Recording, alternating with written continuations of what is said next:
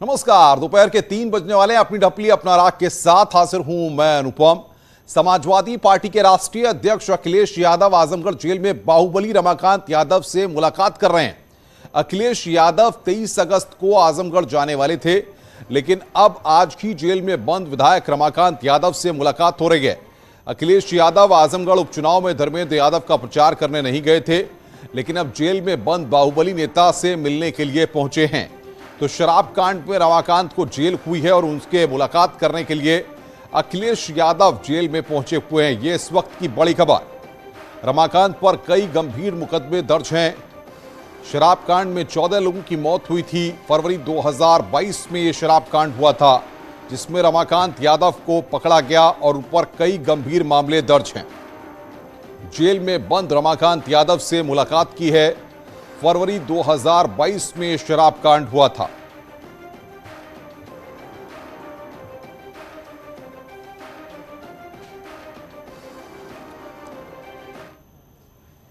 वहीं समाजवादी पार्टी ने बीजेपी पर निशाना साधते हुए कहा है कि एसपी नेताओं को साजिश के तहत फंसाया जा रहा है। अखिलेश यादव जी रमाकांत जी के ऊपर जो बीजेपी सरकार द्वारा गलत तरीके से कई सारे मामलों में फंसा करके उनको जेल में डाला गया है, उनसे मिलने जा रहे हैं। लोकतंत्र की आवाज को दबाने की बहुत बड़ी साजिश है। लोकतांत्रिक जो मूल्यों की लगातार बीजेपी द्वारा चीरहरण किया जा रहा है। आप देखें, चाहे वो मऊ के अंदर अफजाल अंसारी का परिवार हो, चाहे आदरणीय रमाकांत जी यादव जी का परिवार हो, लगातार आप देखें पूरे देश में इतने विपक्ष के नेता हैं, उनके खिलाफ लगातार बीजेपी सत्ता का दुरुपयोग करके लगातार कार्रवाई करने का काम कर रही है।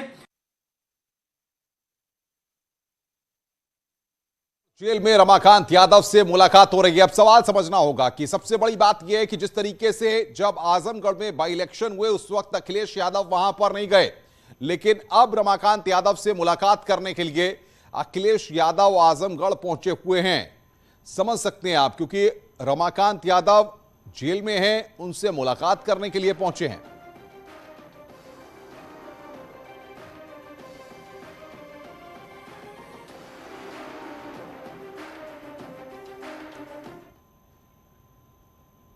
और इस वक्त की बड़ी खबर की बात करें, रूस में पकड़े गए आईएस आतंकी का खुलासा। भारत पर बड़े हमले की साजिश थी। भारत में सत्ता पक्ष के नेता निशाने पर थे। यह बड़ी खबर हम आपको बता रहे हैं। आत्मघाती हमलावर ने पूछताछ में इस बात का खुलासा किया है। सेंट्रल एशिया का बताया जा रहा है सुसाइड बॉम्बर। रूस के रास्ते भारत आने का प्लान था। आतंकी संगठन इस्लामिक स्टेट की भारत में नापाक साजिश नाकाम की गई है। और बातचीत करने के लिए शैलेंद्र वांगू इस वक्त हमारे साथ फोन लाइन पर हैं। शैलेंद्र, क्या अपडेट आपको मिल पा रहा है और किस तरीके के नेटवर्क इसके थे?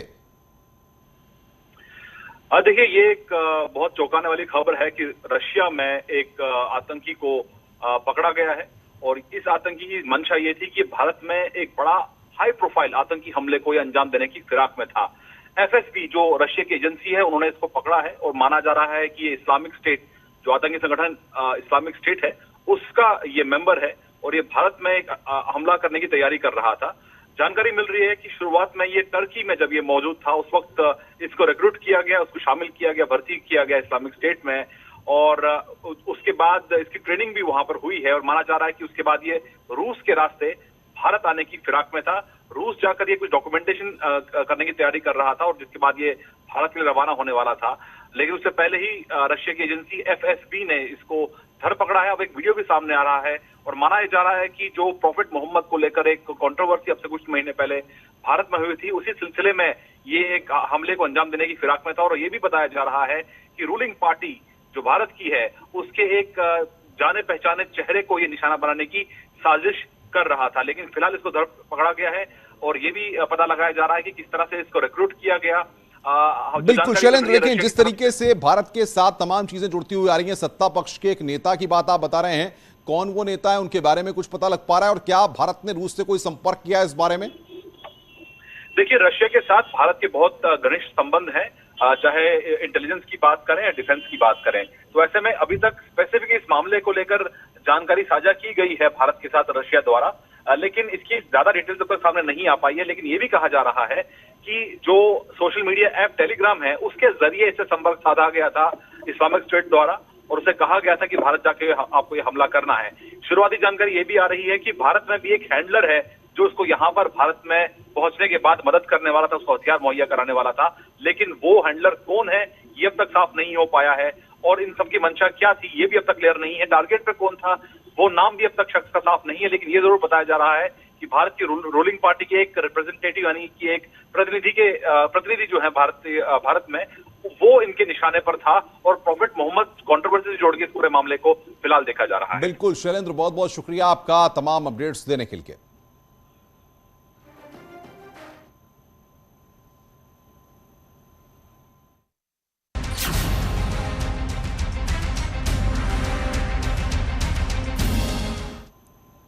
माफिया मुख्तार के भाई और बीएसपी सांसद अफजाल अंसारी ने सरकार की कार्रवाई पर हमला बोला है।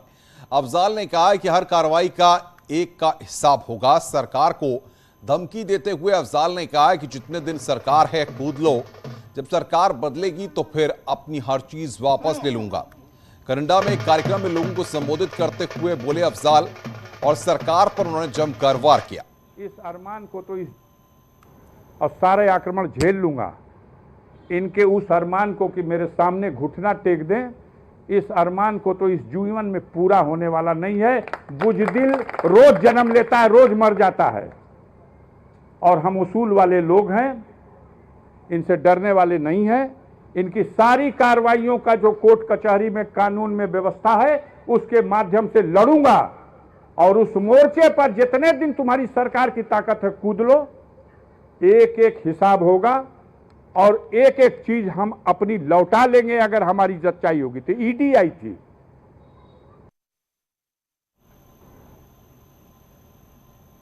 माफिया मुख्तार और उनके भाई पर ईडी की कार्रवाई पर एसबीएसपी के राष्ट्रीय महासचिव अरुण राजभर ने कहा कि अफजाल को जांच में सहयोग करना चाहिए।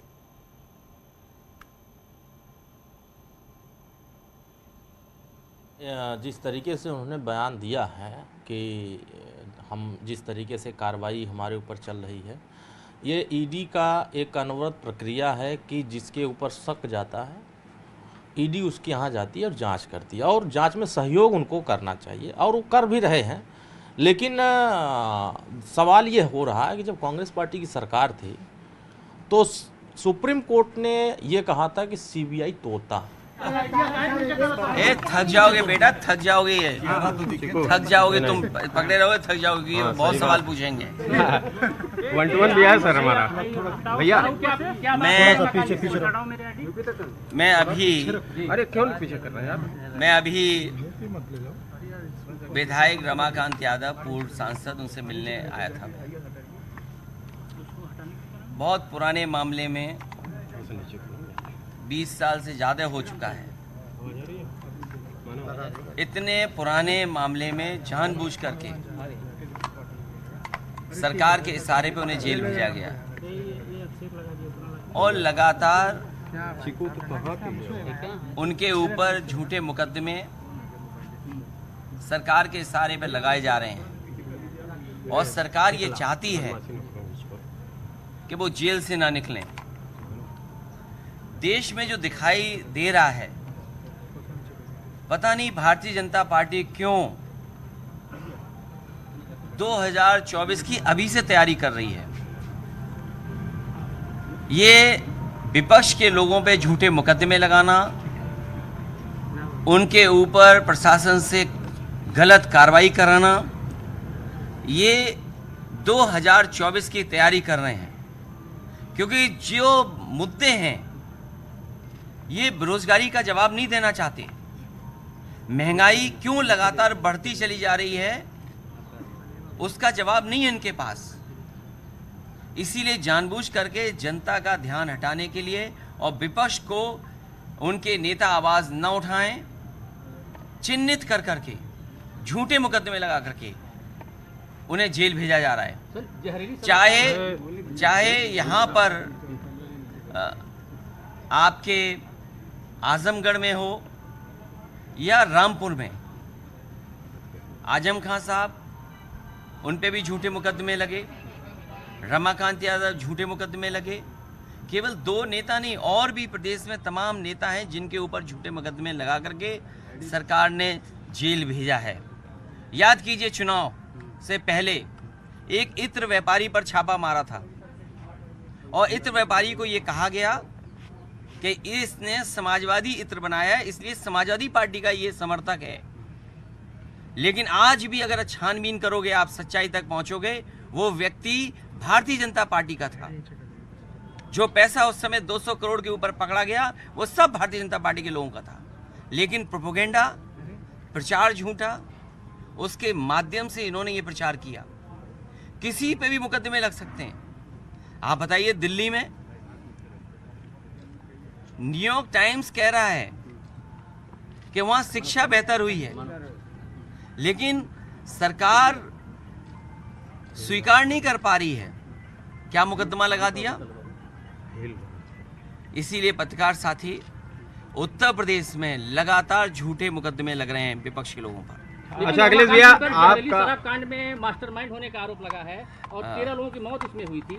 मुझे याद है एक पत्रकार पर, वो आज उसका जीवन नहीं बचा, मिर्जापुर का वो पत्रकार जायसवाल, जिसने ये दिखाया था और सच्चाई दिखाई थी कि दाल में पानी है, नमक से रोटी खा रहे हैं। बताओ, उस पर झूठे मुकदमे लगे थे कि नहीं लगे थे? और एक पत्रकार नहीं, आप दिल्ली में बड़े बड़े पत्रकार आप जानते होंगे, अगर टीवी पर बोलते थे, सरकार की नियत और मंशा के तहत अगर उन्होंने कोई बात नहीं की तो संस्था से बाहर निकाल दिए गए कि नहीं निकाल दिए गए? तमाम ऐसे लोग हैं जिन्हें अपनी नौकरी छोड़नी पड़ी। इसलिए ये भारतीय जनता पार्टी प्रोपेगेंडा के सहारे, झूठे प्रचार के सहारे, अगर न्यूयॉर्क टाइम्स में खराब प्रचार निकल रहा है तो बताओ यहाँ पर क्या चैनलों को नहीं दे रही सरकार? हमारे जो छोटे पत्रकार हैं वो पूरी सच्चाई जानते हैं। अच्छा अखिलेश भैया, आज आप बेरोजगारी इतनी है कि अभी फरक्काबाद में भर्ती होने जा रही है। 1,13,000 नौजवानों ने फॉर्म भरा है अग्निवीर के लिए। सरकार बताए कि कितनों को वहां पर नौकरी मिलेगी, और मैं ये दावा कर सकता हूं 1,13,000 जो नौजवान अग्निवीर में भर्ती देखने गए हैं, 1,10,000 बेचारे वो घर लौट करके आएंगे, वापस लौट करके आएंगे। अच्छा अखिलेश भैया, आज आपकी यात्रा जो है कई मायने से देखी जा रही है, खासतौर पे उपचुनाव में ना आपका आना, ये भी सवाल है। आज आना, आजम खान जी जेल में थे तभी नहीं, कई तरीके के सवाल है, उस पर ट्रोल भी हो रहा है, कई तरीके के जवाब आप एक साथ हम जाएंगे। ट्रोल की बात मत करिए, ट्रोल पेड लोग हैं। आजकल बेरोजगारी इतनी, भारतीय जनता पार्टी किसी को 10,000 रुपए देती है, किसी को 15,000 रुपए देती है।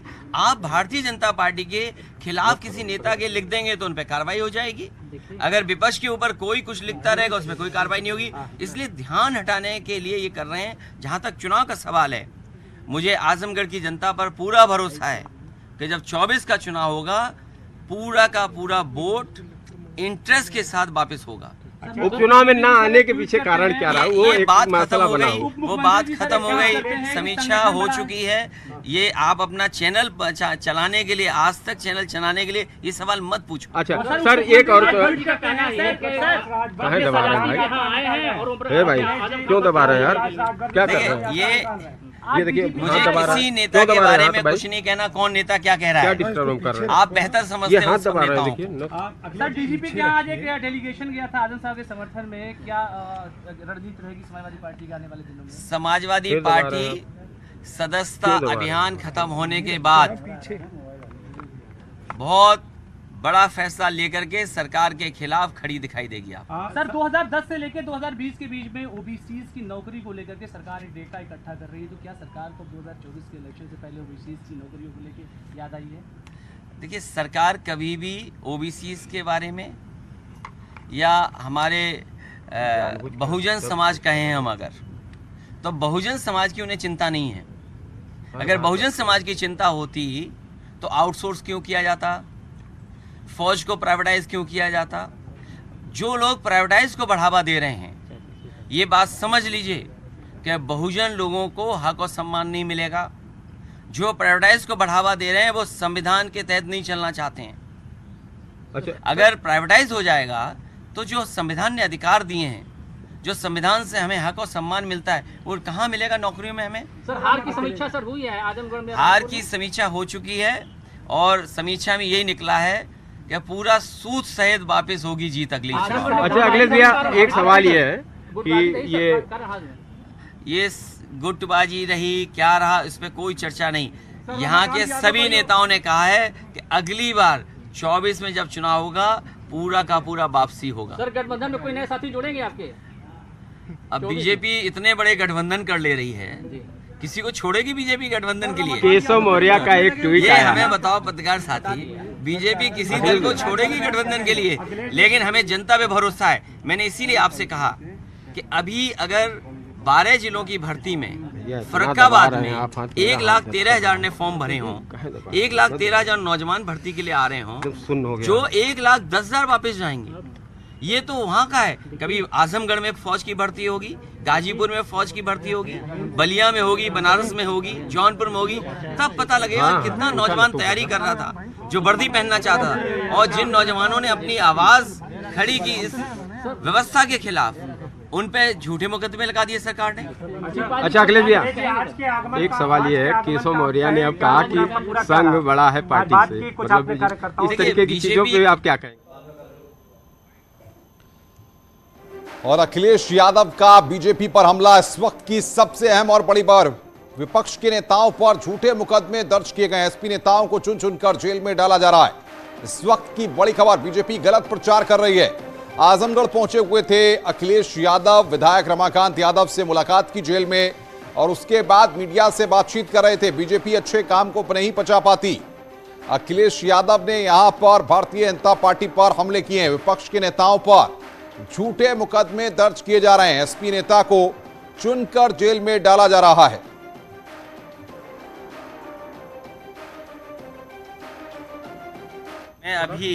अरे क्यों पीछे कर रहे हैं आप? मैं अभी विधायक रमाकांत यादव, पूर्व सांसद, उनसे मिलने आया था। बहुत पुराने मामले में 20 साल से ज्यादा हो चुका है। इतने पुराने मामले में जानबूझ करके सरकार के इशारे पे उन्हें जेल भेजा गया, और लगातार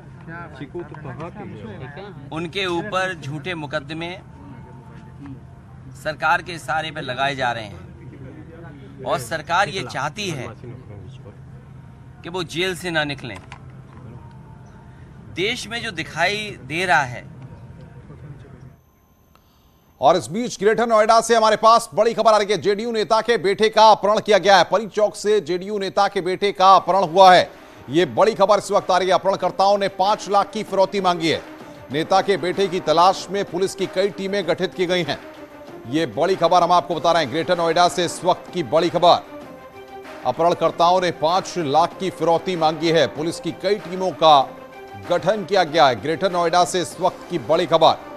जेडीयू नेता के बेटे का अपहरण किया गया है। परी चौक से जेडीयू नेता के बेटे का अपहरण हुआ है। अपहरणकर्ताओं ने 5 लाख की फिरौती मांगी है। नेता के बेटे की तलाश में पुलिस की कई टीमें गठित की गई हैं। तो पुलिस की कई टीमों का गठन यहां पर किया गया है। जेडीयू नेता के बेटे को किडनैप किया गया है। यह बड़ी खबर आ रही है। परी चौक से जेडीयू नेता के बेटे का अपहरण किया गया है। अपहरणकर्ताओं ने 5 लाख की फिरौती मांगी है। ग्रेटर नोएडा से यह बड़ी खबर हम आपको बता रहे हैं। जेडीयू नेता के बेटे का अपहरण हुआ है। परी चौक, जो कि एक पॉश इलाका कहा जाता है ग्रेटर नोएडा का, जहां पर भीड़ भाड़ रहती है, वहां से जेडीयू नेता के बेटे का अपहरण हुआ है। पुलिस ने फिलहाल कई टीमों का गठन कर दिया है। यह जानकारी हमारे पास आ रही है।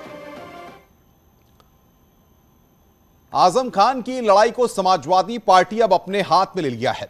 लखनऊ में एसपी का डेलीगेशन डीजीपी से मिला और तमाम बातों को उनके सामने रखा। एसपी नेताओं ने हाल में आजम खान पर लगे 2 मुकदमों को वापस लेने की मांग की है। एसपी नेताओं ने कहा कि गवाह को धमकी के केस को लेकर मुलाकात हुई है। समाजवादी पार्टी के प्रदेश अध्यक्ष नरेश उत्तम के नेतृत्व में एसपी के डेलीगेशन ने मुलाकात की है।